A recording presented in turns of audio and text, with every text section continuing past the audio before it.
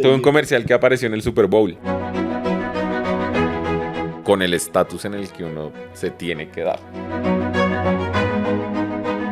Esa es la propuesta fotográfica para un comercial caso de Pepsi. Y lo que me brindó un poco la ventaja de entender los cargos de todos y saber qué tanto equipo necesito y qué tanto equipo no, fue la... Mi nombre es Cristian Mendoza y soy director de fotografía. Bueno, hola cracks, ¿cómo están? Estamos otra vez acá en un episodio más y esta vez tenemos a un crack de cracks, la verdad. O sea, ahorita estoy casi que intimidado incluso. Sí. Es una persona que admiramos bastante. Tenemos a Chris DP, de pronto lo conocerán así. Y nada, o sea, un recorrido muy largo, comerciales muy grandes con Facebook Global, premios como Filmapalooza. Realmente una carrera que para tu corta edad realmente es una carrera que admiramos bastante y la verdad, también queremos felicitarte por eso. Sí, en verdad, qué orgullo tenerte acá. Otras cosas que él ha hecho, quiero poner todo esto en el inicio para aquí para adelante. Aprecien toda la información que nos va a dar, en verdad la valoren. Él ha trabajado con Oreo, ha trabajado con Karol G, ha trabajado con Bless, estuvo varias veces en los Cannes.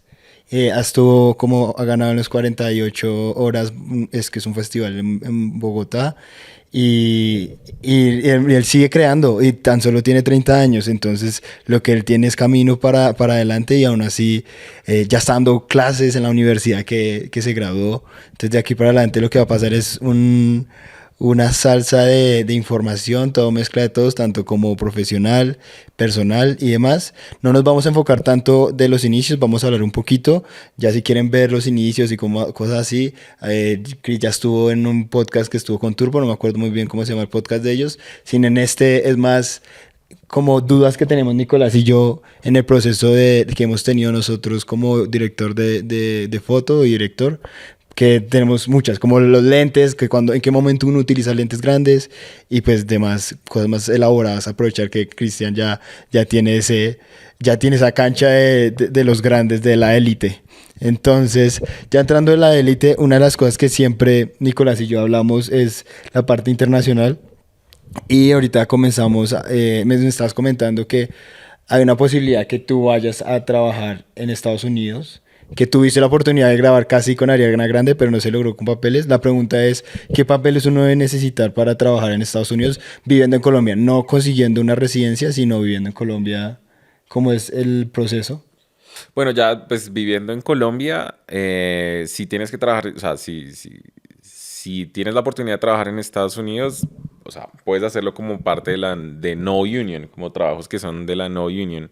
Digamos que allá en Estados Unidos hay trabajos de la union y la no union, y ya dependiendo si estás inscrito a la union, pues puedes trabajar, de lo contrario no puedes, en ciertos proyectos, pero igual llegan proyectos para ambas categorías. Como tal, pues hay varias formas de trabajar, pues viviendo en Colombia es teniendo de pronto la visa de trabajo, o teniendo la visa de artista, o teniendo de pronto la residencia o la nacionalidad, pero que son como múltiples papeles que te dan la posibilidad de trabajar allá. Yo quiero saber un poquito ese chisme, no lo escuché bien ahorita, lo de Ariana Grande. O sea, ¿tú estabas a punto y no pudiste por temas de papeles o cómo fue eso? Exacto, fue justo por temas de papeles, digamos como que ahorita en 2 semanas iba a hacer un comercial allá. Qué loco. Pero que el director vino a trabajar acá en Colombia y pues Ok. le gustó como el trabajo, que fue pues el mismo director con el que hicimos lo de Facebook. Entonces cuando le gustó el Ok. trabajo y cuando le salió este comercial ahorita en Miami, pues me volvió a escribir que quería volver a trabajar conmigo. Pues yo viajando a Miami, me puse en contacto con la productora y todo, pero pues al final por temas de la agencia, por lo mismo que les hablaba de lo de los permisos de trabajo, se complicó más el proceso y al final no se pudo dar. Yo tengo una, Vendrán mejores cosas, vendrán mejores Ah, cosas. sí. yo tengo una pregunta sobre ya los trabajos internacionales, puntualmente que ya tuviste uno en Alemania. Casi es imposible tener esta entrevista, él es un hombre muy ocupado y me comentó un día que queríamos hacer que sea para Alemania. La pregunta acá es, tengo dos preguntas, vamos con la sencilla, que sería 5 esenciales que tú sí o sí, las personas no creen que debes tener, pero sí deben llevar cuando tienen estos proyectos internacionales. 5 cosas que pasan. Y la otra, ¿cómo te preparas cuando es internacional? Lo digo porque hace poquito también, Nicolás estuvo también, se grabaron algunas cositas, pero no es como, o sea, si te equivocas, si te queda algo, te jodiste porque estás en otro país. ¿Tienes casi información detallada sobre sus trabajos internacionales? Digamos que depende del proyecto, es donde uno empieza como a mirar qué necesitas llevar y qué no. Digamos, por ejemplo, en mi caso, cuando grabamos, eh, llevábamos el equipo de cámara desde acá de Colombia, Ok. porque para el productor le resultaba mucho más económico alquilarme a mí mis equipos que alquilar los equipos directamente allá. Pero, por ejemplo, cuando grabamos en Múnich, sí habían muchas cosas que se alquilaban allá. Entonces, como que uno, de entrada, uno habla con la producción local y dice, necesito esto, esto, esto. Como los esenciales que diría yo, para mí es súper esencial en el celular la aplicación de Kadrash, que es un viewfinder Ok.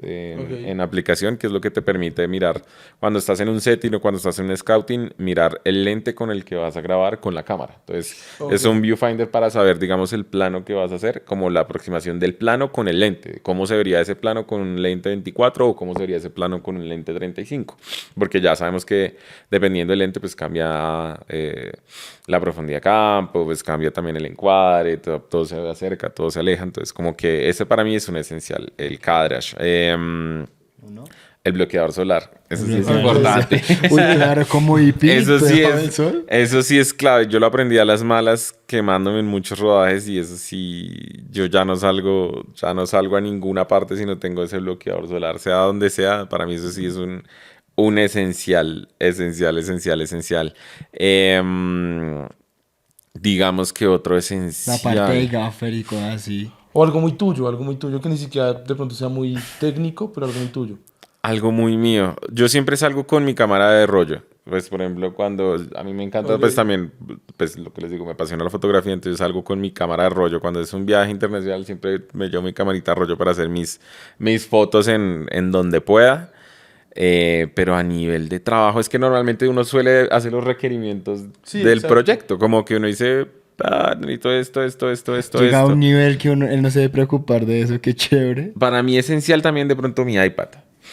Mi iPad es esencial porque en el iPad es donde yo guardo todos los estilos del trabajo. Entonces, sí es esencial ese iPad donde digamos, con el DIT hacemos el trabajo de los estilos y voy guardando los estilos del proyecto. Ese puede ser otro esencial súper importante. Quiero hacer una pausa antes de llegar al quinto y una vez tienes tiempo. Cuando haces los steals, ¿por qué los haces? Porque los steals son screenshots, rápidamente, screenshots de lo que se está grabando. Pero ¿para qué los guardas? Principalmente es para tener una base sobre la intención de color que se hizo en el rodaje. ¿Qué es lo que pasa? Digamos que así como en la fotografía fija, tú tomas la foto y, digamos, la tomas con una intención cálida, por ejemplo. Pero tú puedes llegar a Photoshop y la vuelves fría, la vuelves verde, la vuelves morada, la puedes volver como se te dé la gana. ¿Qué es lo que pasa, por ejemplo, en los comerciales? Cuando son cosas, pues la mayoría de los comerciales es de una inmediatez de ya para allá. Entonces, a veces uno no puede estar en el proceso de la colorización de las piezas y no puede dar uno una guía al colorista sobre cuál era la intención fotográfica Claro, de esa es escena, importante. que es muy importante, qué es lo que yo marqué. Yo lo marqué cálido, o lo marqué frío, o lo marqué verde, o lo marqué magenta.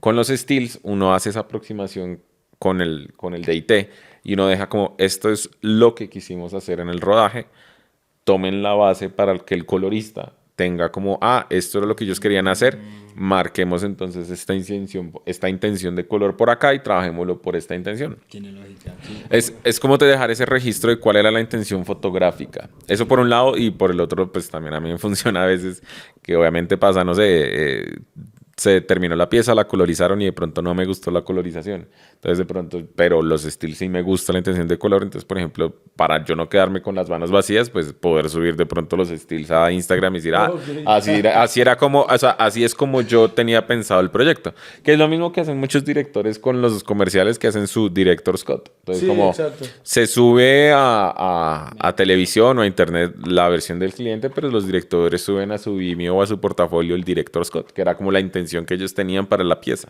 Yo creo que muchos empiezan también, a veces no solo por gusto, sino que también se desvían, es por el tema de la plata. Sí. Por ejemplo, hay mucha gente que dice, no, me gusta más este departamento o quiero ser el director por estatus o por lo que sea, pero a veces, sí, en serio, sí siento que hay gente que se desvía el camino o sea, por buscar otras cosas más allá del gusto y de la pasión, que es finalmente a la larga lo que yo siento que tiene que ser el mayor motivante. Entonces, escuchar ese tipo de comentarios, la verdad, es muy bonito. ¿Tú alcanzaste a llegar ahí? Que tú dijiste que ibas a botar la toalla y como no, O sea, vivir como director de fotografía, ¿en qué momento fue? Uf, yo creo que ese sí es un proceso de todos. Yo creo que todos en este trabajo y en este medio, todos hemos estado por botar la toalla siempre. O sea, yo no creo que no conozco a nadie que no haya dicho en algún punto de mi vida como quiero dejar tirar ya toda esta mierda y dedicarme a hacer otra cosa.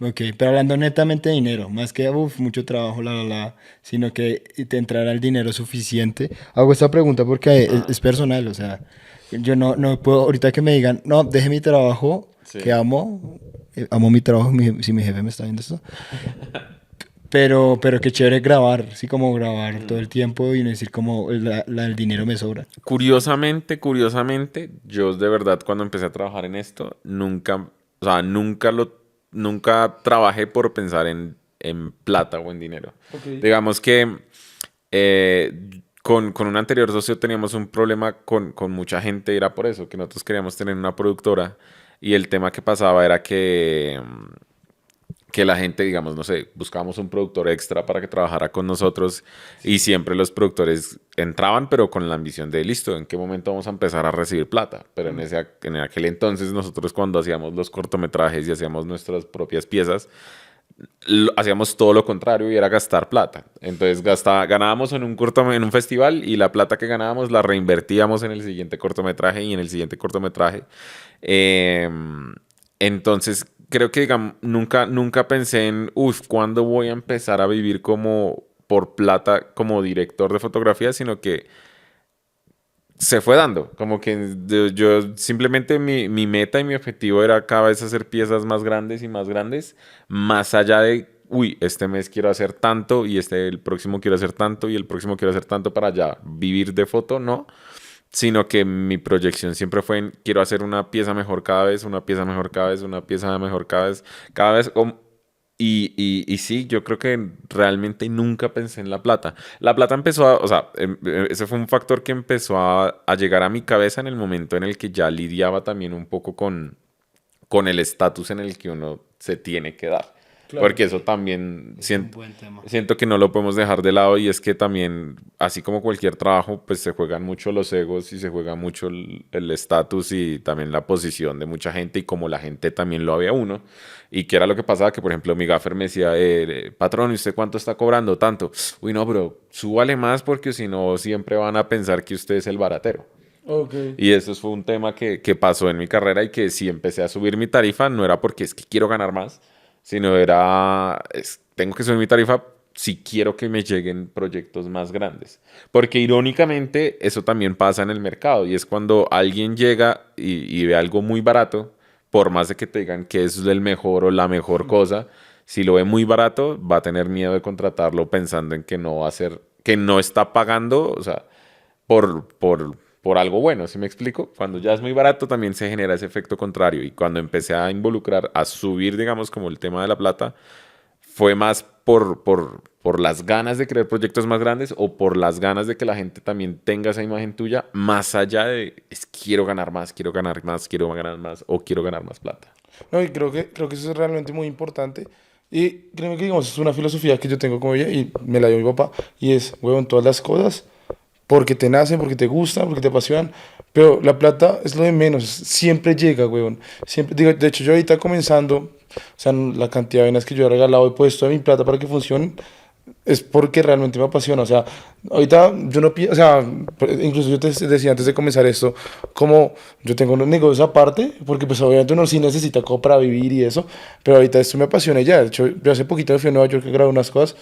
0 pesos, antes gasté una cantidad que ni siquiera tenía presupuestada, pero es más por lo que a uno realmente como que le apasiona, o sea, y creo que eso es lo importante y de pronto, digamos, ya escuchándolo de ti, en el nivel que estás, uno se pone a pensar como, bueno, o sea, realmente lo que importa es más como la pasión y ya las otras cosas llegan por añadidura. Algo que yo quiero compartir directamente, que es en mi caso personal. Yo le contaba a Chris que yo antes grababa mucho y yo supuse que por haber grabado tanto y luego haber parado de grabar porque era gracias que tenía mi productora, me iban a seguir llamando, ¿no? Porque tenía experiencia. Y claro, eso no pasa porque sus productoras tienen su propio IP y demás, o a veces crean sus propias productoras para crear entre su grupito. Sin embargo, hay que tener en cuenta que hay resultados directos e indirectos. En mi caso, en el de Chris es directo porque empezó a grabar, no le importó la plata y ahorita ya tiene un ingreso que le hace sostener su vida y le hace como parar unas semanas de trabajar y luego grabar. Eso es más adelante, lo vamos a tocar. Pero en mi caso, dejé de grabar, pero luego pude conseguir un trabajo que cuando vieron las cosas que hice anteriormente, que es como, aunque sea como editor, fue gracias a lo que hice anteriormente. Si yo no hubiera grabado, si yo no hubiera tenido ese salto de fe, como voy a grabar, voy a crear, no hubiera pasado lo que está pasando ahorita con mi vida. Entonces, sí me parece importante ser conscientes de que uno debe hacer las cosas sin pensar en dinero y que más adelante, aunque uno piense que no está ingresando dinero por lo que uno estaba haciendo, sí está haciendo algo. O sea, siempre, o por lo menos en nuestra área, cualquier cosa que uno haga y que pueda mostrar, en mi caso, tener mucho cuidado con el portafolio, tenerlo bien alimentado, porque van a llegar cosas. No necesariamente lo que uno busca, pero sí o sí, si uno hace las cosas bien, que pasa cuando uno no busca dinero, van a llegar cosas directas o indirectas. Total, eso que dices, eso me parece súper clave, es que toda acción tiene reacción. Y por ejemplo, lo digo en mi caso, esta es una historia y una anécdota muy chistosa, pero por ejemplo, cuando estaba en la universidad, yo estaba becado y yo tenía que cumplir con ciertas horas beca, entonces tenía que trabajar en la universidad con ciertas funciones para cumplir el mínimo de horas de beca para pues mantener la beca. Yo me acuerdo que con un amigo pues empezamos a un trabajo que eso... Ahí es donde también pues, se mezcla un poco el factor suerte y cuando empezamos a trabajar en estas horas beca empezamos a trabajar como en un departamento de sonido. Entonces ayudábamos a poner el sonido, a recoger los cables, a llevar los amplificadores para los eventos que hacía la universidad.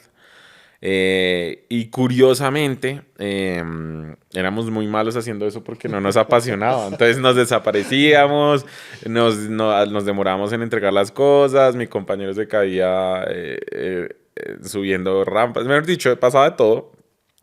Pero lo más curioso es que una vez yo me acuerdo, nos dijeron vayan y pongan un pendón allá que necesitamos para el evento.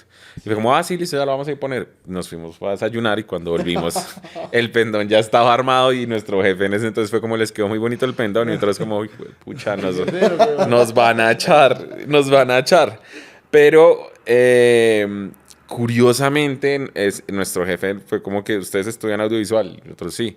Pues, parce, acá tenemos como un programa que es como registro de fotos de los eventos que hace Bienestar Universitario. Quisiera más bien trabajar, o sea, empezar a trabajar en ese departamento en vez del de sonido. Siento que ahí de pronto les puede ir mejor. Cuando empezamos a trabajar ahí, obviamente las cosas fueron muy distintas. Tanto así que mi compañero sí no siguió tanto en eso porque a él no le apasionaba tanto la foto. Pero yo sí me metí muy de lleno en ese departamento y yo cubrí absolutamente todos los eventos fotográficos del coro, del grupo de gaitas, del grupo de teatro, miércoles de artistas, viernes de música en vivo, o sea, jueves de cuentería. Yo cubrí absolutamente todos los eventos de bienestar porque en serio me gustaba lo que hacía.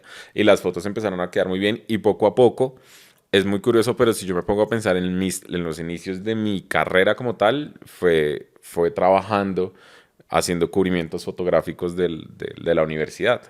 Perdón, rápidamente voy a interrumpir, solamente voy a decir, voy a aclarar a las personas que no saben qué es lo de PAT. Estamos hablando que en nuestra universidad, horas PAT es poder trabajar en la universidad y que la universidad nos pague claramente por fuera de los horarios y demás, pero como que uno pueda tener un ingreso gracias a la universidad. Entonces uno cubría las horas de beca y después el resto de horas pues se le pagaba por hora. Entonces, no sé, voy a inventar 5.000 por hora. Entonces... Era así, 5.000 por hora. ¿Sí? Era muy bajito, era 5.000 pesos. Habían varias tarifas. La más alta era de 5.100 la hora. La otra era 4.000 y la más bajita era 3.500 la hora. No. Dependiendo de las actividades y la actividad que iniciamos. Yo la verdad no lo sabía. O sea, no, y que lo haga Liga Cristian es buenísimo porque pues hay unas personas que trabajaban en la parte de la cocina que era más harto y creo que era el mismo valor.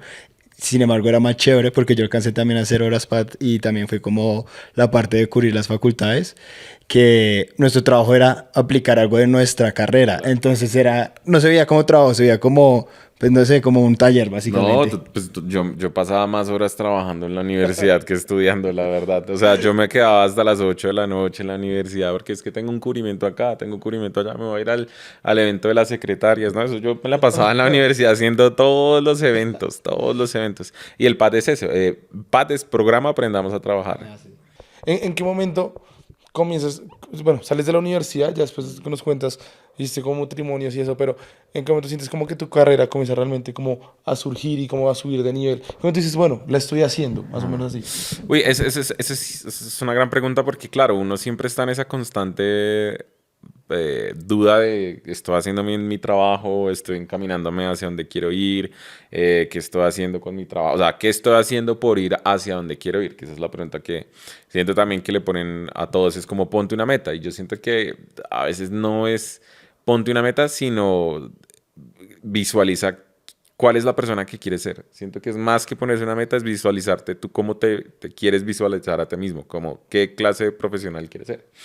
Porque claro, yo en un punto, yo me acuerdo que estaba con la idea, no, es que me quiero ganar un Oscar y es que mi meta máxima es quiero ganarme un Oscar. En este punto de mi vida yo no diría quiero ganarme un Oscar. Yo en Ok, este punto de mi vida digo, yo quiero es seguir disfrutando mi trabajo y cada vez hacer piezas que me hagan sentir feliz y disfrutar el tiempo y pues la vida. Me ok. explico como que, ¿por qué? Y eso yo creo que pues es una manera pues un poco ruda de aprenderlo y es, claro, al principio yo creo que para todos es muy grande los premios y ahí voy también a la pregunta que me decías de en qué momento empieza uno a ver es, yo siento que lo que me empezó a darme las pistas de cómo dirigir mi carrera y que estoy encaminándome es cuando empecé a ganar premios, digamos, con mi labor. Cuando ya empecé a recibir premios en dirección de fotografía, es cuando empiezo a decir, ah, entonces sí lo estoy haciendo bien, ah, entonces tengo que seguir avanzando por acá, ah, sí me va bien este camino, ah, mi trabajo le gusta a gente. Eh, pero al mismo tiempo, pues todos estos premios también pasa lo que les digo, que es como si la meta y el objetivo de uno son como algo así ya tan tangible como un premio, pues cuando ganas el premio quedas con un sinsabor horrible, que me pasó, porque yo me acuerdo mucho, claro, al principio recibes el premio y es una emoción y es una euforia grandísima, como, uy, me acabé de ganar el premio de Proyecto 48, qué putería. Pero al día siguiente te levantas como, ¿y ahora qué? O sea, Ok, sí. ¿quién me está llamando a trabajar? No me está llamando ni Caracol, no me está llamando ni Fox, no me está llamando ni Nickelodeon, no me está llamando nadie, digamos, de los lugares donde yo quisiera trabajar. Como acabé de ganar un premio ¿y qué? ¿Se me explico? Entonces es como ahí es donde uno tiene que darse cuenta y como tengo que seguir trabajando en lo que me gusta, haciendo las cosas con pasión y identificar que, ah, esto me gusta, me están ganando, me estoy obteniendo méritos por esto, significa que lo estoy haciendo bien y es el camino. Entonces voy a seguir trabajando en esto que me gusta y voy a seguir disfrutando el camino que estoy haciendo. Pero sí, por ejemplo, el haber ganado estos premios, pues me sirvió mucho como para saber que la vida no se debería basar en objetivos, sino es como en, en cómo te visualizas es a ti, en Ok. cómo te ves a ti como profesional, en qué es lo que quieres estar haciendo, cómo te sientes cómodo, en qué lugares, con quiénes quieres compartir tu vida, con tus amigos, con tu familia o en tu trabajo, pero no como la meta de un premio o la meta de mes que voy a trabajar para irme a otro país o es que voy a trabajar para algo. Siento que de pronto a veces desdibuja un poco como el disfrutar el camino. ¿Cómo trabajas tú una propuesta desde dirección de fotos? Ya como en más preproducción. Y de Eh, pronto sí se puede. ¿Tienes alguna propuesta de un proyecto que de pronto nos puedas compartir y nosotros mostrar acá? sí, sí, claro, Porque digamos. eso sería una putería. Porque Sería la chévere. gente. Si tienes uno como por ahí, podemos revisarlo directamente. Entonces, por ejemplo, Que yo te tengo y... listo. Esto es, por ejemplo, fue una propuesta. Esta es la propuesta fotográfica para un comercial caso de Pepsi, ahorita que era en el Estéreo Picnic. La directora era argentina y pues entonces obviamente era súper importante como tener una propuesta fotográfica para marcar cuál es la intención de la luz como tal. Digamos que la primera apartado que para mí es súper importante es como el look and feel, como cuál es la sensación general de la pieza, como bajo qué se va a regir la pieza, digamos, la fotografía como tal, a nivel general de toda la propuesta. Y ya uno empieza, después yo empiezo a desglosar. Entonces, por ejemplo, tengo el living chico, que el living chico era un set. Entonces, ¿cómo era el living del chico? ¿Cómo era ese primer set que iba a ser una intención cálida, que tenemos un buen contraste, que es una noche natural, que no se siente una luz de luna? Empezar a desglosar espacio por espacio, cómo iba a ser el espacio de los programadores, unas referencias, digamos, fotográficas pues, de la pieza como tal, de cómo se van a ver. Yo tengo una pregunta con eso antes de seguir. ¿Dónde sacas la referencia? Porque eso no es Pinterest. No, no, a mí me toca Vimeo y empezar a mirar. ¿A veces utilizas tuyas también? A veces sí, en algunas ocasiones he utilizado unas mías. Por ejemplo, cuando hice la propuesta fotográfica de Facebook, me estaban preguntando por un tema de transiciones y yo recién había hecho un comercial con unas transiciones. Entonces, por ejemplo, sí puse como referencia transiciones. A veces pasa algo muy chévere, incluso que, por ejemplo, no sé, estoy hablando con el director y le muestra a uno referencias como, ay, yo hice ese comercial. Entonces es como, bueno, super bacano. Ya estamos más tranquilos. Sí, eso pasa. Claro, o sea, lo que él busca lo tiene. Digamos, aquí seguimos desglosando cómo iba a ser la intención dentro del festival, un poco del lenguaje de cámara también, es cómo se va a comportar la cámara. Digamos, acá, por ejemplo, si va a ser cámara en mano, si va a ser cámara en Ronin, si va a ser cámara en algún soporte. ¿Cómo va a ser este lenguaje de la cámara y qué nos va a contar los movimientos de la cámara? Los recursos a considerar. Entonces, por ejemplo, en este caso vamos a hablar de una luz strobo para ciertos espacios o modificar la imagen con unos filtros. Cómo iba a ser la intención de color. Entonces, por ejemplo, tener una referencia clave, digamos, de si el color tiene grano, si no tiene grano, si son colores saturados, si son colores donde el predominante es el azul, el predominante es el naranja. Como que es hablar respecto a todo lo que imagen refiere. Ok. Y ya, pues, en eso se basa. Eso es una propuesta sencilla, pero para mí lo clave es que tiene que ser algo sencillo, pero contundente. Como no ser tanta palabrería ni a veces uno creería, y yo por eso te decía, o sea, ¿cómo puede llegar a sacar una propuesta? O sea, uno piensa que de pronto puede ser muy técnica, pero no, realmente, mira que podemos, o sea, es una propuesta que uno sí la ha trabajado bien, se puede sacar algo muy similar. Yo esperaba planos de piso, luces, no, cámara. digamos como la propuesta es el primer acercamiento a lo que se va a hacer. Digamos que los planes de piso y todo lo demás, sí es cuando ya tú estás en el proyecto como tal y haces un setting. Cuando ya tú vas al setting y ves la locación y tú dices, esta habitación es de 10 metros por 15 metros, entonces ahí sí tú puedes hacer un plano de piso y decir, le voy a poner la cámara acá, y voy a poner la luz desde acá, y voy a poner la luz desde acá, y eso es algo que ya tú trabajas más internamente con el gaffer. Por ejemplo, digamos, ya tú como director de foto muy pocas veces lo vas a socializar con el director. Porque el director, tú hablas es más como... ¿Qué pruebas esto? Exacto. Él cómo quiere que se vea. Él no le interesa, por ejemplo, al director no le va a interesar si tú pones una luz, un Forza 720 o pones una Forza 30. A él no le interesa. A eso ya le interesa más al gaffer. A él le interesa es cómo se va a ver. Y eso es por eso la propuesta fotográfica no es tan técnica, sino es más realmente conceptual y de imagen, porque es lo que tú estás hablando con el director de voy a hacer que se vea así y quiero que se vea así, vamos a hacer que se vea así. Ya la parte técnica, si ya es más esa conversación que tú tienes es con tu gaffer, con el gaffer y con el primero de cámara. Al director no le interesa tanto esa parte técnica. Hay unos directores que sí les gusta hablar un poco de la parte técnica porque de pronto son directores que fueron DPs o son directores que les gusta mucho, les apasiona ese tema de la parte técnica, pero digamos que no es tan usual que eso pase. Yo tengo una pregunta con eso, ese conflicto. Cuando un director fue DP, ¿tú cómo mantienes esa comunicación con él? Ejemplo, que quieres que esto sea cálido o que haya un movimiento, pero el director te dice, no hagámoslo así, pero tú sabiendo que queda mejor a tu manera, ¿cómo lo convences básicamente? Y la segunda es ¿cómo la comunicación con esa clase de directores? Pues hay dos caminos, o que lo logres convencer o que finalmente no lo logres convencer, porque eso es inevitable. Es como por ejemplo también como cuando no solo al director sino también como a las agencias, que tú le dices a la agencia yo lo quiero verde y el director le dice yo quiero eso verde, pero la agencia dice sí, muy bonito verde, pero no, tiene que ser morado. Entonces están esos dos caminos, de que pase o de que no pase. Obviamente todos buscamos hacer nuestro trabajo como pues, como a todos nos gusta y dejar nuestro mayor sello y nuestra mayor marca en el trabajo que todos hacemos. Pero hay cosas, hay situaciones y hay comerciales y hay proyectos y hay videoclips que, pues, que no se va a dar y que no, de pronto no es el comercial para o no es el video musical para y que hay que regirse un poco más por lo que te está pidiendo el director o por lo que te está pidiendo el cliente. Entonces, obviamente uno insiste hasta donde más puede, de una manera pues uno ha tocado ser muy asertivo en la comunicación porque obviamente tampoco puedes llegar a imponerle. Exacto. O sea, tú, pues, finalmente el director es el director y pues tú como IP no puedes llegar a imponerle a un director, es que es como yo digo, porque pues se va a generar un conflicto en el set. Es la manera más, buscar la manera más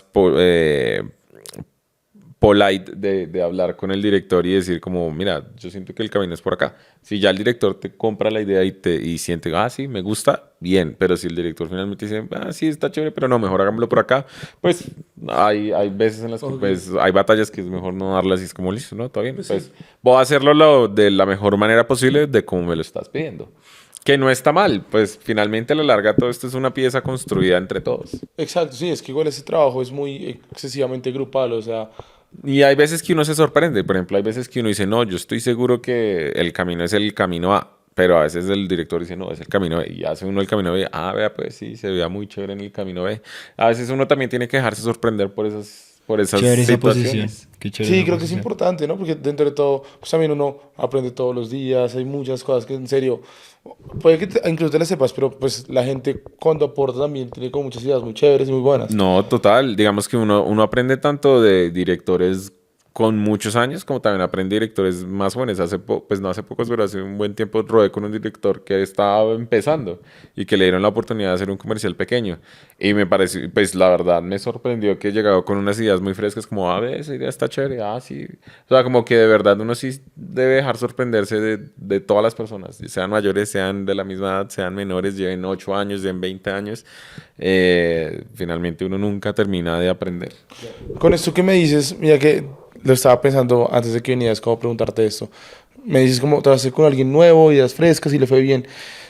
¿Cómo, no sé si te pasó, pero digamos, yo creo que podría pasar, cómo afrontaste tú al inicio, o no sé si de pronto todavía hay proyectos, no, a veces no hay como cierta intimidación por la gente que hay, con experiencia, uno cómo afronta eso? O sea, yo muchas veces digo, ahorita, yo dije, parce, Chris va a llegar, va a ver estas huevonadas, va a decir, no, esos manes, o sea, nos va a juzgar. No, no, no. No, no, no, no. Incluso, hablando de eso, me gustaría que mostramos parte como de tu reel y del mío y nos das como una opinión De una. constructiva chévere. No, digamos que eso es una gran pregunta porque, claro, yo recuerdo mis primeros años, yo llegaba al set y todos me veían como un culi cagado. Claro. Y yo ya aprendí a reconocer esa cara. Todavía la sigo viviendo, ¿Ah, sí? claro. O sea, cuando yo llego a un lugar donde la gente es mayor y la gente me ve, yo ya reconozco la cara de ¿Qué hace acá? este chino que... O sea, la reconozco a leguas, en especial cuando uno viaja a otro país. Claro. Cuando estoy en otro país, claro, acá en Colombia Ya ya tengo un reconocimiento, saben, exacto. sí. Ya hay muchos técnicos que ya, o sea, que yo no los conozco y me saludan como, señor Cristian, ¿cómo está? Y yo no lo conozco. Pero porque ya sé... Ya, Cosas de famosos. Exacto, porque ya he creado un nombre acá, entonces como que eso ya no pasa aquí, digamos, como tal, acá en Colombia ya no me pasa. De pronto a veces sí con agencias o con clientes como que lo ven uno muy joven, pero ya eso casi que no pasa. Pero cuando grabo en otro país, sí sigue pasando y sigo viendo esa cara. El año pasado que rodé en Panamá, por ejemplo, me pasó. Claro, yo llego a Panamá y no, es que traemos el DP de Colombia. Y claro, y yo llego y veo al gaffer, o sea, el gaffer me ve, el primero me ve, y claro, me ven como, este chino, joven, este chino que, como que ya uno ya sabe esa cara de... Él es el DP. O sea, como que uno...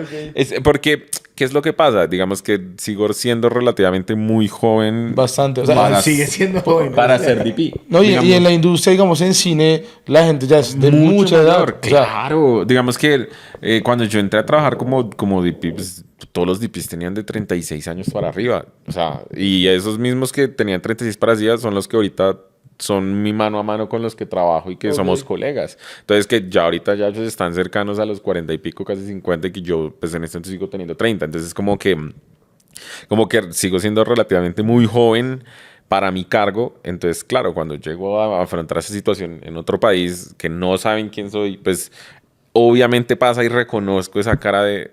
Ahora la solución, ¿cómo Pero resuelves la eso? solución es, yo siento que, y eso es lo más importante, es que el trabajo habla por uno. Cuando ya empiezo a hablar con el gaffer de allá, con el primero de allá, y empiezo a hablar de cosas como en concreto, como, listo, ¿qué luces tienen? No, tenemos esta, ok, no, pero vayámonos con esta. Entonces como que empieza a girar la situación como, pues esta persona no está aquí porque Porque sí. sí, Esta exacto. persona no es acá porque sí, ya, o sea, como que digamos como que la experiencia habla por sí sola y cuando ya tú empiezas a tener las conversaciones, no, Chris, ponemos la luz acá, no, pongámosla de acá porque y luego ven la cámara y dicen, sí, se ve muy bien, no, y esa dinámica sí cambia a lo largo del día, o sea, siempre esa cara con la que me reciben termina, termina volteándose Diciendo, pues, en un pásame el 180, número. en 180 grados, se termina Ok, volteando y ok, ya la buenísimo. cara termina siendo totalmente distinta y se nota que es como una cara también como de colegas, de que, qué chévere trabajar con él. Más adicional, sumando a que pues yo siempre busco que el trabajo sea lo más agradable posible y lo más cómodo. No, eso es importante. Yo no busco nunca pasar por encima de nadie, entonces yo termino siendo en cierta forma como generando una amistad o una camaradería con la gente, entonces como que terminamos como en muy buenos términos y hablando y riéndonos y haciendo bromas, entonces por eso digo que esa cara termina siempre girándose en 180 grados en donde voy a trabajar. Ok, poniéndolo más sobre la mesa, el primero sería como cuando empieces a hablar, a ser más técnico y segundo más detallista, como muéveme la luz, pero una vez dar una explicación para ellos, o tú siempre lo haces No, independientemente. digamos que yo no suelo dar explicaciones a menos de que la persona me pida una explicación, porque Ok. pues estamos en un medio en el que todas las cosas se tienen que hacer con mucha rapidez, con mucha agilidad. Si tú le dices, no, ponme la luz ahí para bla, bla, bla, bla, bla, bla, pues estás gastando unos minutos que necesitas toma decisiones para otras cosas. A menos de que, por ejemplo, estoy trabajando con un primero de cámara, no sé, que me pidió la oportunidad de trabajar. Entonces, mira, hazlo así porque esto tal, pero en manera para que esta persona aprenda. O a menos de que la persona me pregunte por qué. O, por ejemplo, yo le digo a la firma, ponga, no sé, esa pantalla y me dice, pero ¿por qué, patrón? No, porque es que yo necesito que me llene aquí esta parte de acá. Listo, todo bien. Porque a veces también, claro, se cuestionan el por qué lo estoy haciendo ahí, porque obviamente todos vienen con una escuela de cómo hacer las cosas a veces. Ok. Pasa también que, no sé, me dicen, yo les digo, listo, acerquen porfa la luz. No, pero le puedo subir de dimmer. Y yo, no le suba de dimmer. Necesito que acerquen la luz porque la sensación entre acercar la luz y subir el dimmer cambia completamente. Claro. La luz es distinta. Pero, por ejemplo, para muchos técnicos es como, pero ¿por qué no le subo el dimmer y ya? Y entonces me toca decirle, no, porque es que si yo le subo el dimmer me aplana toda la luz, mientras que si le acerco me puntualiza, bla, bla, bla. Son en casos concretos, pero no es que suela en un rodaje explicar todo, ¿no? Porque se perdería mucho tiempo explicando todo. Ok, hablando de explicaciones, esta es la más peligrosa y la que aún hasta el día de hoy como que tambaleo y es, llega un cliente, vamos a poner un ejemplo, llega no una Adidas ni nada de eso, sino Pepito el panadero. El Pepito panadero tiene buen dinero. Sin embargo, ¿cómo uno hace para meterle una Harry, que el alquiler puede estar valiendo 1 millón de pesos, a una FX3? ¿Tú cómo convences a las empresas, equipos, de que es mejor llevarse un Harry de 1 millón a pagar, no sé, 400 o Esa es una lucha de años. Esa es una lucha de años. Por ejemplo, lo digo en mi experiencia propia. Claro, yo tuve una FS7, entonces muchos proyectos yo los hacía con FS7. ¿Qué es lo que pasa? En el afán de quiero un mejor sensor, quiero que la pieza quede mejor, quiero que quede mejor, yo pues obviamente buscaba la manera en poder grabar con una Alexa.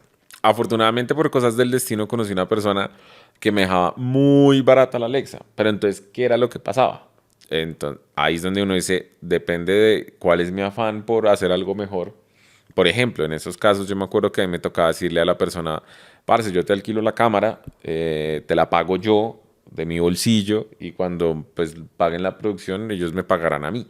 Pero por ejemplo, yo igual tenía que ir a hacer la labor de ir a recoger la cámara, revisarla, grabar, devolverla y eso es un sacrificio de tiempo, de energía, pero que pues lo hacía, o sea, ese pequeño sacrificio yo lo hacía y en miras de tener una mejor imagen. Y yo le hablaba a la productora, le hablaba al director, como tengo esta posibilidad de llevar la Alexa a muy buen precio, pero pues tú me dirás, no sé, la Sony cuesta 600, pero con la Alexa es subirle a 300.000 pesos más.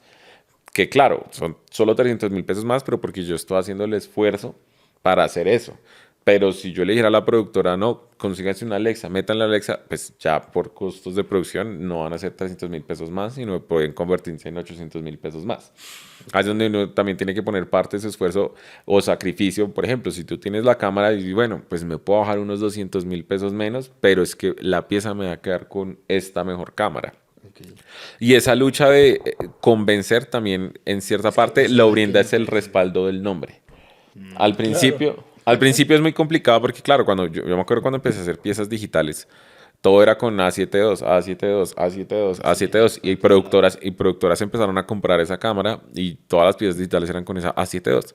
En el momento en que yo ya tengo un reconocimiento más grande y yo ya tengo también el respaldo, o sea, yo tengo el criterio que un productor me pregunta a mí cosas técnicas y yo le digo, mira, es que vámonos no con esta A7 II porque necesito que sea una FS7 o una FX6 o una ARRI por esto, esto, esto, esto.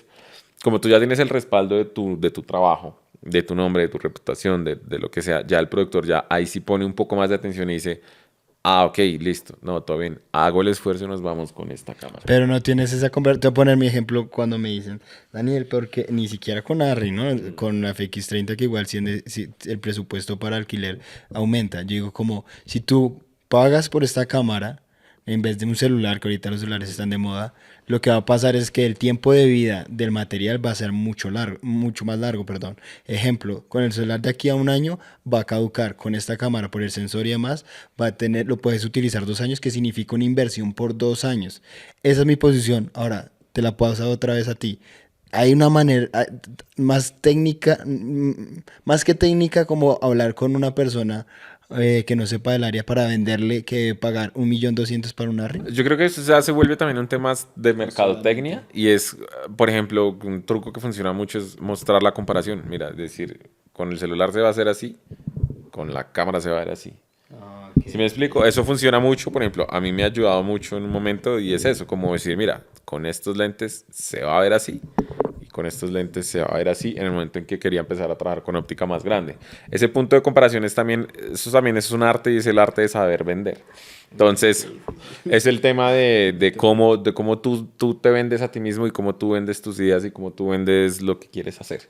Y digamos, esa estrategia de comparación es clave. Entonces, cuando tú coges un cliente y le muestras una imagen de celular y la pones al ladito con la imagen de la FX30, seguro el cliente va a decir, wow, pero esto se ve como una película.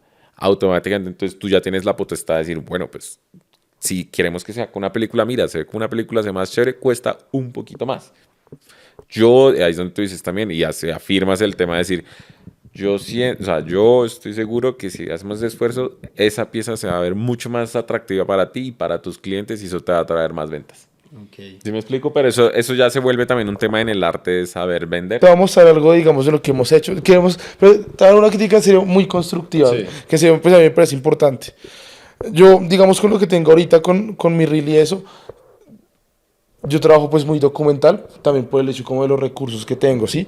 Entonces, pues vamos a ver cómo lo ves. También me gustaría que vieras un poco del trabajo de Dani.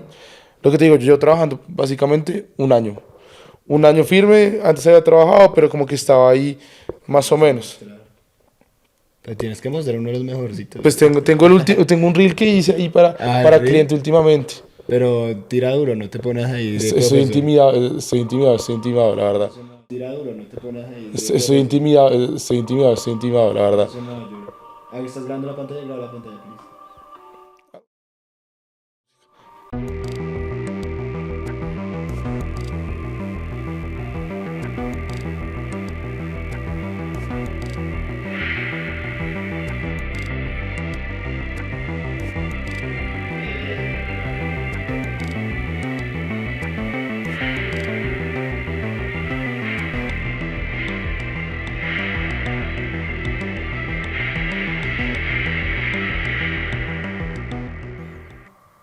Es un reel muy de filmmaker. Yo hago mucho dirección y trato de sacar también como operar la cámara y eso.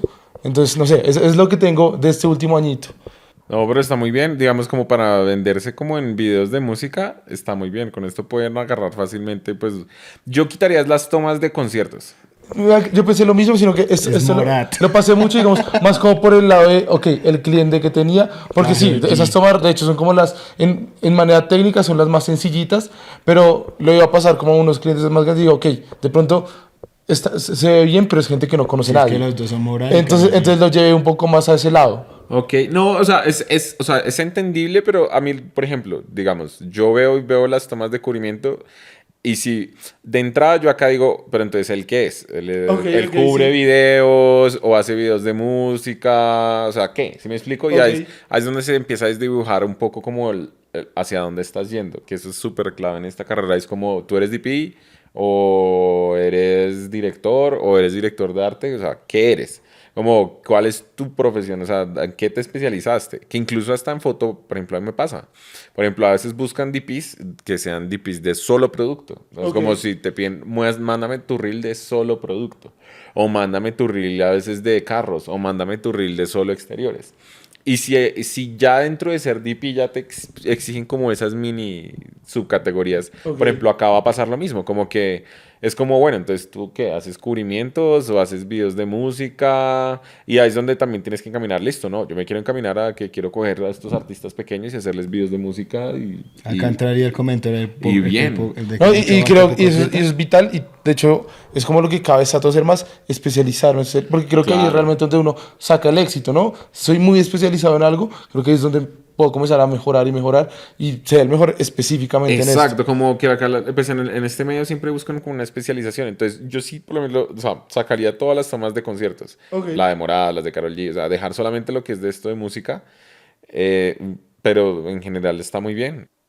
Acá me parece como que están muy sobresaturados los colores día atrás. Entonces, mi ojo no me lleva la atención al cantante, al artista, sino me lleva a la parte de atrás. Pero ya son temas como de descentralización de la atención. Como, sí, acá yo lo primero que vi fue las flores. Y luego, el guitarrista. O sea, pues no tan directo como que no vi el guitarrista, no. Pero sí, digamos como que tu ojo no hace un recorrido directo hacia un punto y no te centra en donde quieres llevarte, sino que te hace un recorrido. Tu ojo no hace esto, sino hace... Y ahí es donde de pronto no es una imagen tan impactante, es por eso. Como que yo siento que en las imágenes lo importante es tú saber qué es lo que quieres contar y hacia dónde quieres puntualizar. Otro punto de vista, ¿no? A veces uno se casa solamente porque el plano se ve bien y tú no lo ves así, tú te ves como la prioridad no es que sea bien, sino la prioridad es el cantante. Exacto. Digamos que eso es una cosa con la que yo siempre he lidiado y es como... Listo, es muy chévere que las cosas se vean bien, pero ¿qué es lo que tú quieres contar? Yo siento que al final en todos los planos, así sea en una fotografía o así sea en un plano de video, lo importante no es qué tan bonito se ve, qué tan impactante se ve, sino qué es lo que quieres contar con este plano. Entonces, si tú estás en un plano, es como, listo, yo a dónde quiero que el espectador lleve su ojo de primerazo, a la boca, a los ojos, a la nariz, o sea, ¿qué es lo que yo quiero contar? Y eso es lo más importante para mí y de hecho... Dickens, creo que fue Dickens quien decía que, por ejemplo, lo importante no es, o sea, la fotografía no se basa en qué tan bonito se ve, sino en qué tanto está aportando a la historia. Y eso me parece muy clave, o sea, por ejemplo, creo que es muy clave. Si tú en una película te sobresalta, ¡guau! La tremenda fotografía, pues siento que se pierde un poco también el objetivo de la película y es como que te sumerja en la historia. O sea, lo importante es que para mí la fotografía es eso. Como que te lleve, o sea, la fotografía no es que tenga que sobresalir, sino que la fotografía siento que tiene prevalecer, es para lo que tú estás contando. Una pregunta, digamos, alguien así, digamos, como yo, y mucha gente que está comenzando que es muy documental, de pronto no puede, digamos, controlar tanto el ambiente. Yo creo que hay muchas cosas como en exterior. Digamos, ¿qué nos puedes aconsejar ahí? Ahí, por ejemplo,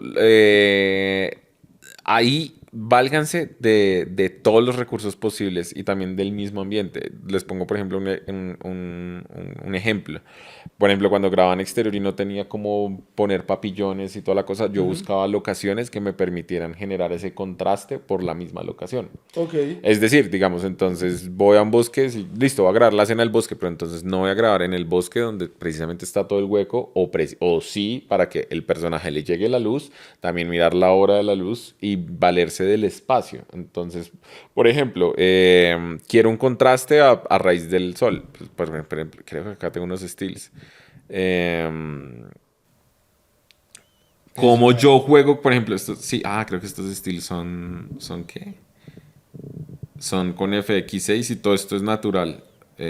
No los tengo acá. Todo esto es con luz natural. A ver si los tengo acá. Todo esto es con luz natural.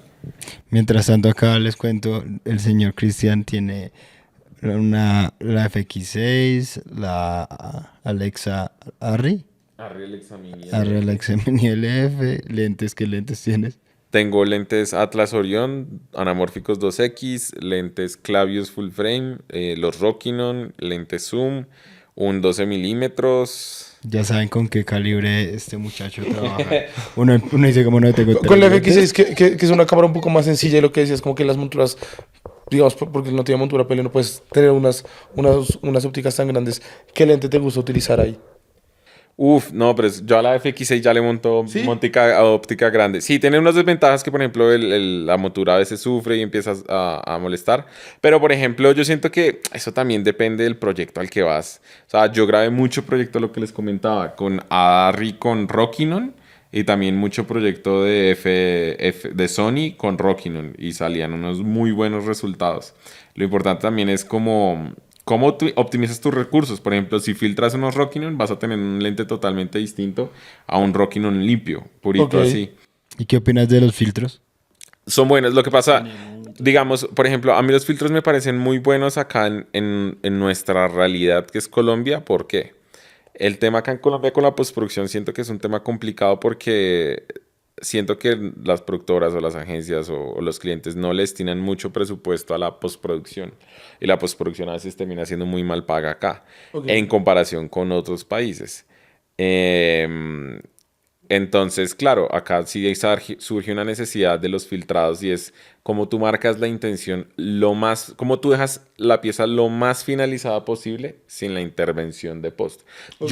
Esto es una experiencia personal que todavía me encanta recordar y es que cuando yo empecé a trabajar en esto, yo tenía el ideal que yo decía,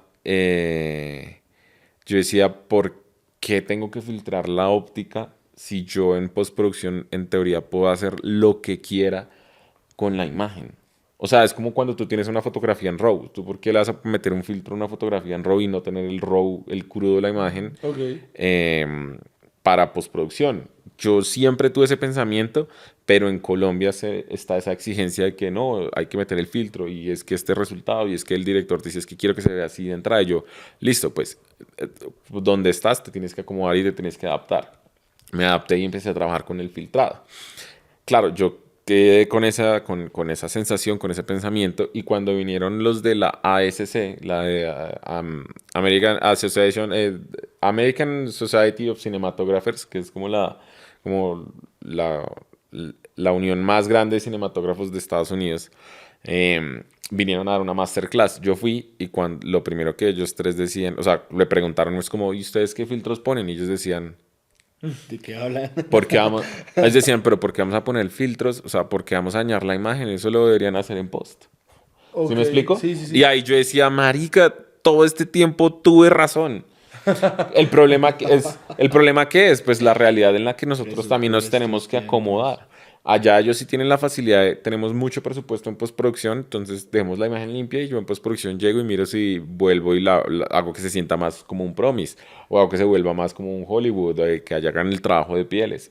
Acá no, no está Ok. ese tiempo y esa plata para que postproducción tenga todo ese tiempo y esos recursos para hacerlo. Entonces ahí es donde se tiene que acomodar y finalmente pues acá en Colombia yo también terminé comprando mis filtros por esa misma necesidad del contexto en el que tú estás, que va cambiando dependiendo de eso. No, y creo que es un conocimiento muy general. De hecho, con lo que me dices, yo también soy muy de filtros y más como por lo que uno, o sea, más por el ambiente en el que uno se mueve y eso, o sea. Exacto, pero en Estados Unidos, por ejemplo, los directores de foto de Estados Unidos con los que he trabajado, ellos también filtran casi nada, filtran muy poco. De hecho, por ejemplo, ahorita estuve con uno que se llama Ben Kochnis, trabajando. Él es el director de foto de White Lotus y de Ozark. Y estábamos trabajando en un comercial para YouTube. Que eso fue un logro chévere también. Que eso fue un comercial. Pues tuve un comercial que apareció en el Super Bowl. Ay, Nada más ni nada menos. O sea, pues como segunda unidad. O sea, hay Ok. planos míos que yo dije, wow, marica, o sea, hay planos míos en el Super Bowl. No, la verga. La verga. Entonces, claro, ese era un trabajo de este man, el director de foto es este man Ben Kochnes, que es el director de foto de Ozark y White Lotus, y estuvimos grabando ese comercial de YouTube acá, en Colombia, esto se grabó acá en Colombia. Y viendo cómo él trabajaba, él ni siquiera, por ejemplo, le ponía un filtro polarizador. Él ni siquiera le gustaba poner polarizador en la óptica. Casi que la óptica se iba limpia sin filtros. Yo decía, entonces sí es Mira algo eso. común que pasa allá y que Ok. lo deciden es después en la postproducción. Pero acá en Colombia, pues la realidad es otra. Y acá en Colombia sí casi que todos utilizan filtros en la óptica. ¿Cuáles son los tres favoritos que, o por lo menos de parte tuya, si te toca, cuáles utilizas? Para mí, a mí me encanta mucho el SOF FX, el Glimmer Glass y el Rotapola. Yo creo que esos son como los filtros que suelo rotar bastante. Ok. La pregunta que estaba ahorita desarrollando es, te voy a poner primero en situación, contexto, y es, Nicolás y yo ya hemos grabado lo que hemos grabado, muy chévere y todo, pero lo que pasó fue que al inicio estábamos buscando que se vea cinematográfico, para ponerlo de alguna manera. Luego ya llegamos a un punto que se ve cinematográfico. Ahora, la segunda parte es grabar para sacar algo, ¿no? Porque suele pasar como que uno se vaya detallista y no. Y luego en este punto que en es el que estamos es como, bueno, grabemos para tener una base y sacar videoclip y luego hagamos money shots, que tú supongo que haces. La pregunta que entra, ¿tú cómo manejas tus proyectos? Porque si te vas a la fija, se va a volver aburrido y se va a volver como todos los demás, o cómo manejas eso para que los proyectos sean diferentes o sean, ¿sí me entiendes? Como que digan, hay un DP, no como se grabó. Yo creo que es lo más importante para eso es uno ver mucho y nutrirse mucho y estarse referenciando todo el tiempo de películas, series, animes, libros, em, museos y que tú puedas, digamos, no calcar, pero por ejemplo replicar.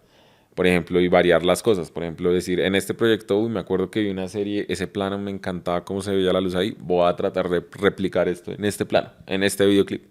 O vi esto, me gustaría hacerlo a mí. Siento que es la manera en la que uno puede estarse nutriendo, o sea, como reinventándose todo el tiempo, porque, claro, si tú coges una fórmula en que no, mi fórmula es que sea cinematográfico, entonces voy a hacer que todo el tiempo esté oscuro y haya una luz. Después va a haber un punto en el que también uno se va a aburrir. Entonces sí me parece clave como el estar referenciándose y el estar nutriéndose de muchas visuales para que tú puedas ir también variando un poco el estilo de lo que haces y también decir, voy a hacer esto con esto.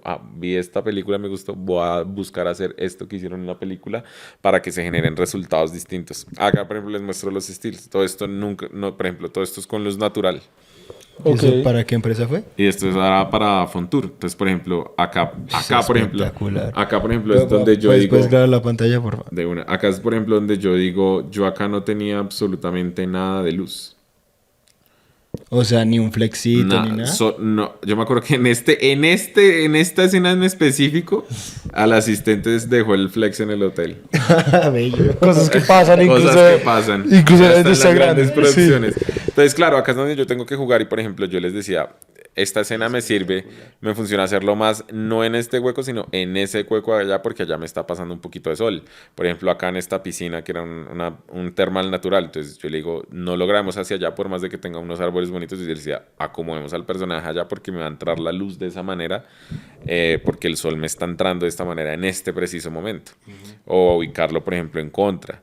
Es donde uno tiene que optimizar pues, el tema de jugar con la luz y en el espacio en el que uno está. Por ejemplo, les muestro. Pero lo que tú ves es que tú priorizas la iluminación en vez de la locación. O sea, ¿sí? O sea, como busco la priorizar. composición, más puntualmente. Ajá. ¿Qué prefieres, composición o iluminación? No, las dos juegan muy importantes, pero para mí muy clave es la iluminación. Entonces, por ejemplo, acá también, yo acá tenía un pequeño espacio donde me estaba entrando luz acá. Entonces yo decía, acá me entra luz, listo.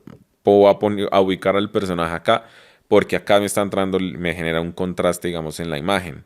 O, por ejemplo, esta escena, por ejemplo, esto me encanta. Entonces, como yo compongo, digamos, como voy caminando y de repente veo una chica y como yo compongo esta imagen con esta profundidad que tengo en las montañas. ¿Qué lente pongo? ¿Pongo uno más angular o pongo uno más...? Es como yo me valgo de todos los recursos que tengo a mi alcance, pues para finalmente componer. Por ejemplo, esta imagen es... A mí me encanta esta, que parece una película. Y por ejemplo, ahí no tenía... Todo parece... Que no tenía en Película. ninguna tenía luces. Entonces, por ejemplo, acá como yo ubico al personaje justo en el flare para que tenga las siluetas.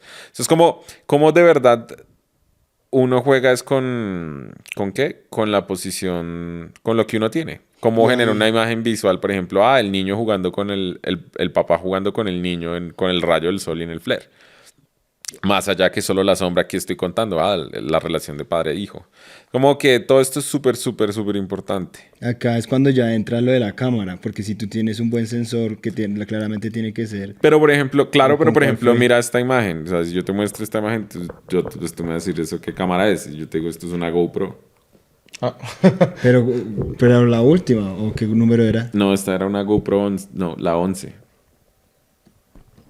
Pero entonces, ¿cómo vendo al cliente que no grabamos con la GoPro? ¿Qué complejo? No, es que hay veces que, por ejemplo, Digamos, ahí eres tan pro que el cliente te dice, no, pues sácalo con una GoPro, Sí. huevón. No, pero a eso que uno dice, pues claro, uno prioriza. Pues, por ejemplo, bueno, por ejemplo, esto es un lente zoom, un 70-200, pero un lente zoom Canon, pero pues que ya uno juega con las márgenes y la composición y los colores. Tú podrías vender cuadros con esos estilos, o sea, fácil puede estar en la casa de mi... Mira, pues, por ejemplo, esto es GoPro también. Pero entonces es donde uno, como uno juega con esos recursos con los que uno tiene acá, la posición de cómo esas tramas me generan la sombra con la luz.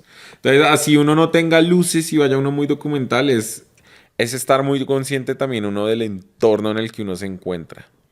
Es de verdad pues, estar conectado no solo con tu cámara, sino también en el espacio en el que estás y las personas con las que estás. Que también es clave, por ejemplo, a veces identificar el perfil de una persona. Que yo estoy grabando y digo, uy, esta persona se ve el putas cuando está mirando hacia allá. O esta persona se ve el putas cuando está mirando hacia arriba. O esta persona se ve más chévere cuando está mirando de frente. O mira estas facciones tan bacanas que tienen los ojos, humedad de sus ojos, la mirada que transmite. Es también uno conectarse y aprovechar todo lo más con lo poco. Por ejemplo, ese estilo que les mostré, eso es FX6. Uy, pero qué lente. Y GoPro. Pero espera, el lente puede estar valiendo el doble que la mezcla. cámara. Sí, los lentes eran más caros. Claro. Esos eran los Atlas. Esos eran los Eso es un Atlas. engaño, eso. Esos eran los Atlas. Esos eran los Es Atlas. que eso va a pasar, porque eso no Que, parece digamos, FX6. para los que no conocemos, digamos, los que no conocen tanto y están comenzando, ¿en qué tanto, digamos, y ya, digamos, como cosas un poquito más técnicas, puede, digamos, beneficiar un lente a ese cuerpo, digamos, al sensor de la FX6? Mucho. O sea, imagínense como ya manera de carro, es como, imagínense, no sé, ustedes tienen un Ferrari, pero por ejemplo le meten un motor de un Renault. Es como, digamos que hablemos del motor como el motor si fuera el sensor. ¿Sí me explico? Pero ahora, por ejemplo, hablemos de, no sé, de la suspensión. ¿Listo? O sea, por ejemplo, tienes una suspensión de mierda con un lente barato. Pero si tienes un lente muy, muy bueno con una muy buena suspensión, pues vas a andar súper delicioso en la carretera y no vas a sentir ningún hueco, ningún bache porque es una muy buena suspensión. Ahora la situación es, si te ponen a ti a escoger entre cámara y lentes, ¿por cuál te vas? Si te dan una cámara chichi que no sé para ti cuál es una cámara chichi. No, para mí Una ya es más, Blackmagic, para mí que es la más, odias. para mí ya es más, prefiero más el tema de cámara. ¿Sí? Por el sensor. ¿Qué es lo que pasa? Y es, yo siento que lo que les hablaba, tú la óptica la puedes modificar con filtros. Puedes generar una óptica totalmente distinta. Entonces puedes modificar la óptica y a la larga, quienes diferencian la óptica es porque ya se han metido muy en el tema y dicen, uy, esos son unos lentes tal. Pero pasa muy pocas veces porque reconocen el bokeh. Como, es que son anamórficos. O sea, es claro cuando es anamórfico o es esférico. Pero, por ejemplo, que tú, si estoy más que seguro, por ejemplo, le pongo a muchos el ejercicio. Pongo unos lentes, grabo con unos Cooke y grabo con unos Master Prime.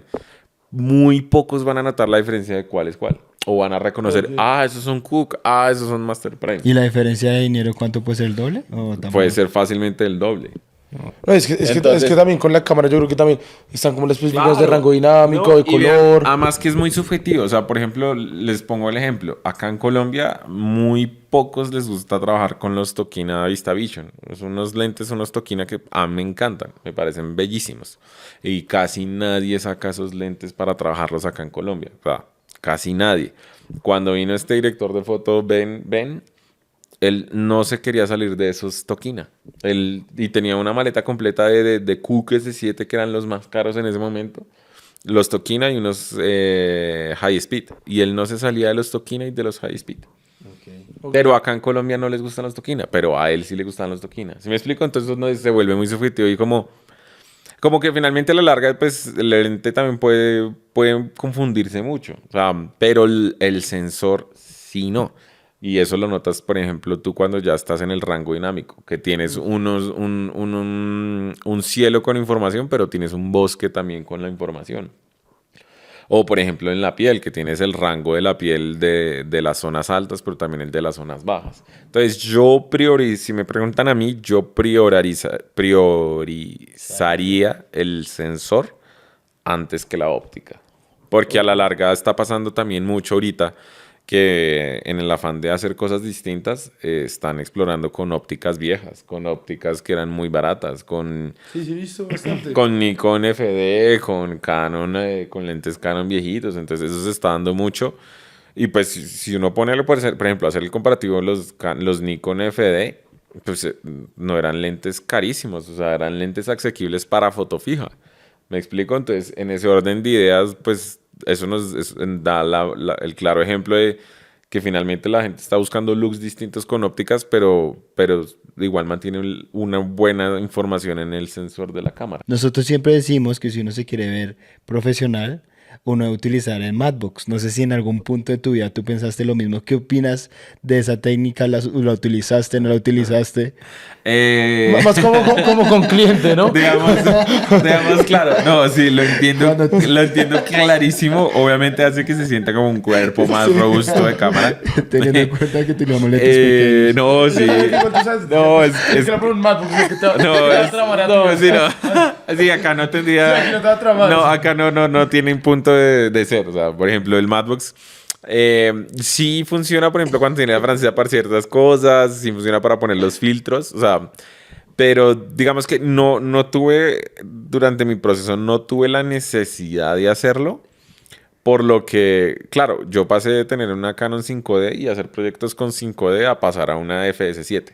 Entonces, claro, ya cuando un cliente pues veía el cuerpo robusto de cámara así, ya el cliente decía, wow, esa cámara es grandota. Y eso ayudaba para la percepción del cliente, así tuviera lentes Canon. Entonces yo me acuerdo, yo tenía la FS7 con lentes Canon y el cliente era, ¡wow! ¡Qué camarota! Que en ese momento también, pues claro, no existían las FX30, no existían las Blackmagic, no existían. Entonces, claro, para un cliente ver una FS7 era como, ¡wow! Sí, hoy en día para mí sí ya es importantísimo el Madbox, el clip-on es un indispensable para mí por el tema de los filtrados. Okay. Entonces, por ejemplo, yo ya yo no salgo un rodaje si no tengo un clip-on, alias Madbox.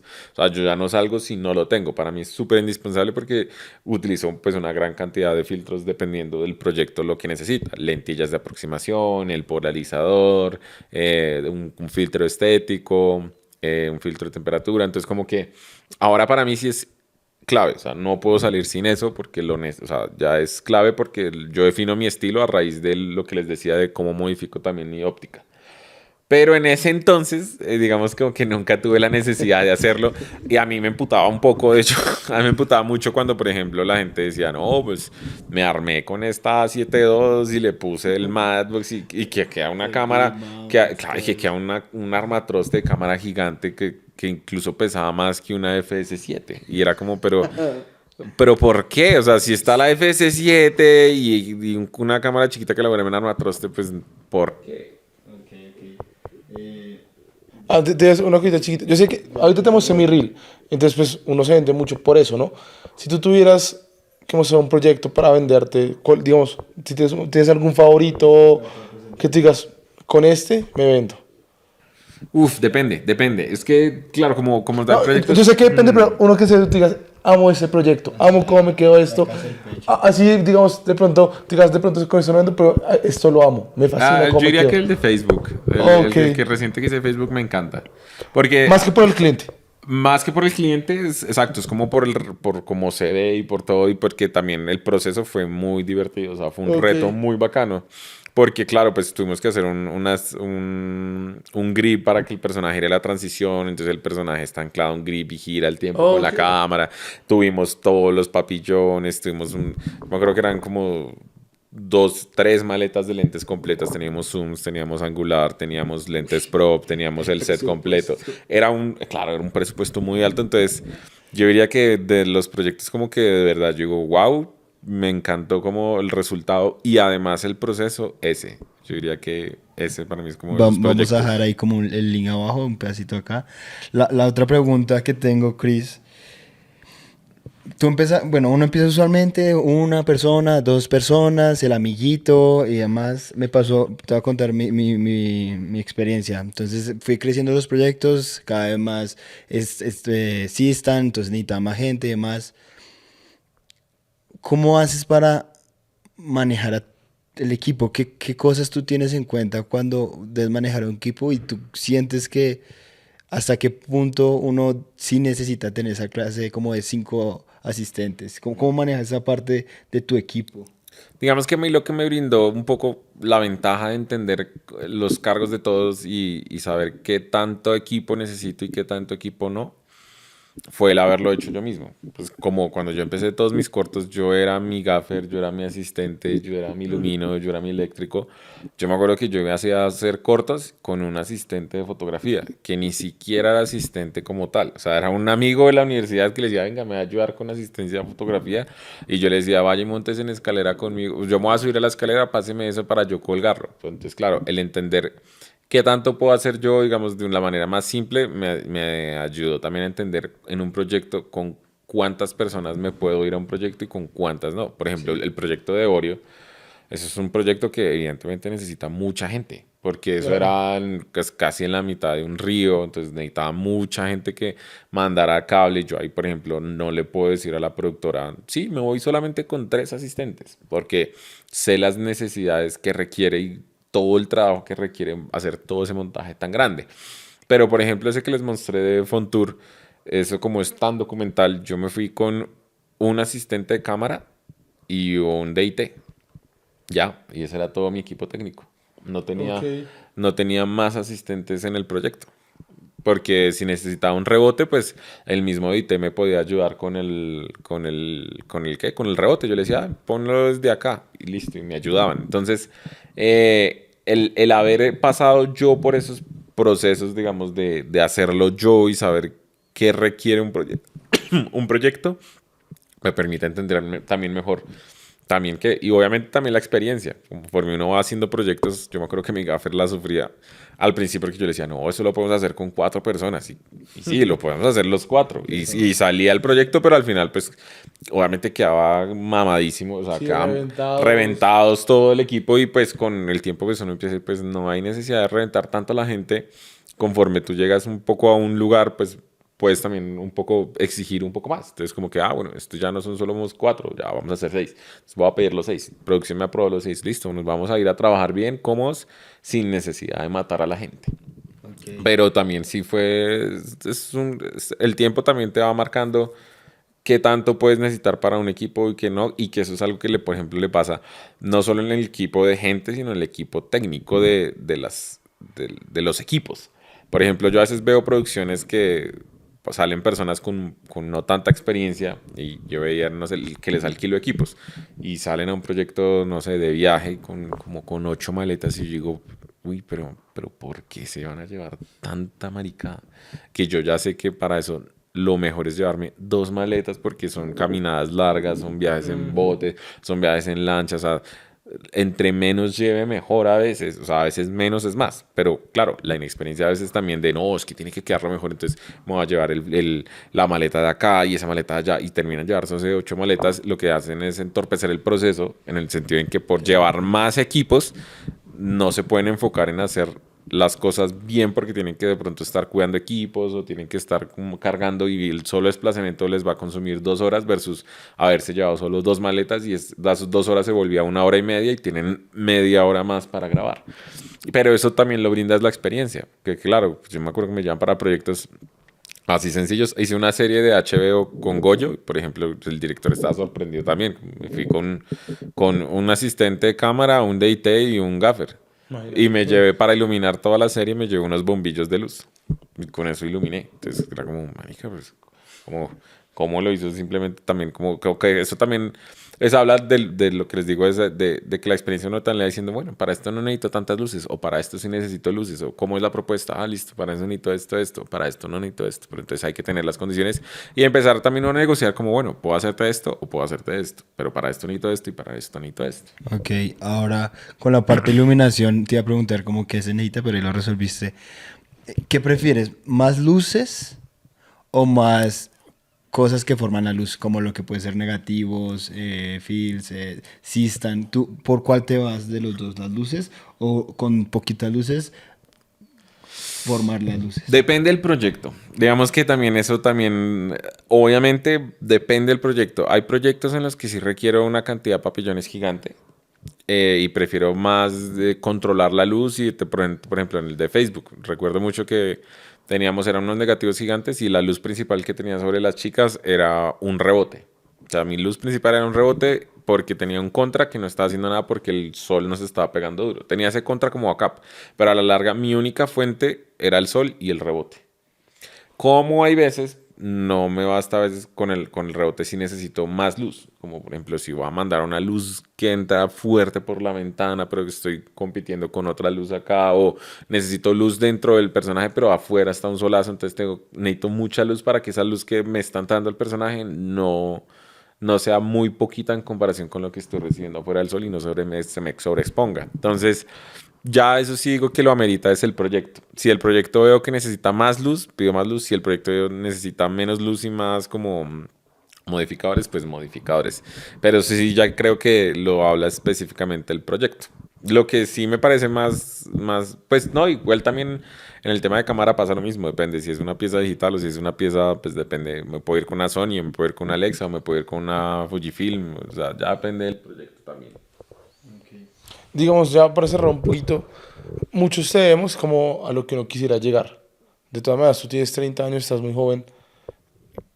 ¿Qué esperas que se viene para Chris más adelante? ¿Cómo te visualizas? ¿Qué sueños tienes ahorita? Más, pero más que todo en la industria. Ya como digamos sueños y ahorita lo que les decía, digamos, uno puede llegar a un punto en el que uno dice, me siento cómodo, estoy feliz, me gusta lo que estoy haciendo, pero siempre uno va a decir, bueno, ¿cuál es el siguiente paso? ¿Cuál es el siguiente paso? Digamos que, por ejemplo, en este momento lo que sí quiero hacer es disfrutar mi trabajo, disfrutar pues mi vida, disfrutar pues obviamente el haber llegado a un punto en el que uno dice, uy, me tomó 9 años llegar a un punto en el que digo, me siento cómodo con mi trabajo, me siento cómodo con lo que estoy haciendo, pero como lo que sí podría mirar a miras es de pronto como así como uno siente esa gratificación de que de que hayan personas acá que uno lo conozcan y vean el trabajo de uno, yo siento que lo que me gustaría también es eso, como expandir mi trabajo, digamos, a una parte más global y que, por ejemplo, no sé, una parte en España llegue un español y diga, oye, me gusta mucho tu trabajo, entonces sería el putas, o llegue un holandés, oye, es que he visto tu trabajo, me encanta. Entonces yo sí diría que es más como buscar esa expansión a que más personas puedan conocer tu trabajo.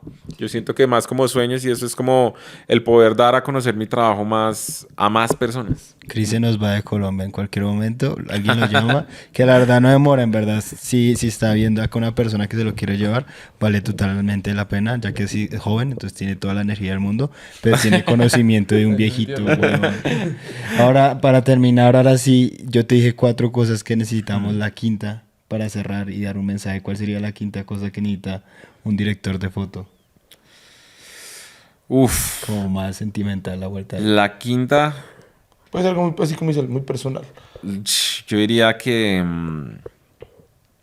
yo creería que la quinta es estar 100% convencido de que amas lo que haces. Si sientes, o sea, las dudas siempre van a estar y siempre van a haber rodajes y siempre van a haber momentos en los que uno quiere tirar la toalla. Porque hay personas hartas, hay proyectos hartos, hay clientes hartos.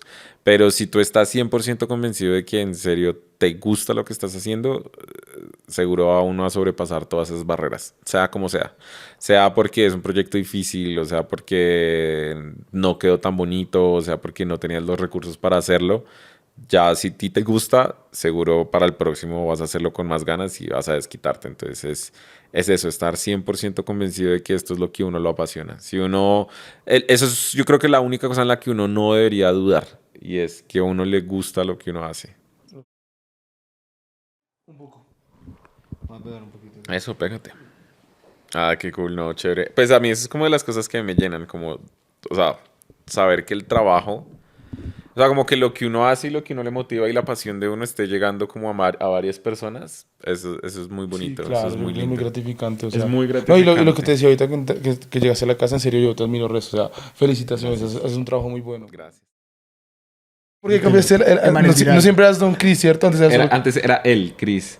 Pero lo pensé en la manera Oh, ok. bueno, yo lo pensé como, bueno, si me quiero empezar un poco a vender afuera, por ejemplo, no sé, para un ruso, imagínense un ruso va a decir el, ¿cómo pronuncia el Chris? Oh, ok. Entonces luego yo decía, es más fácil decir Don John Chris DP a decir el,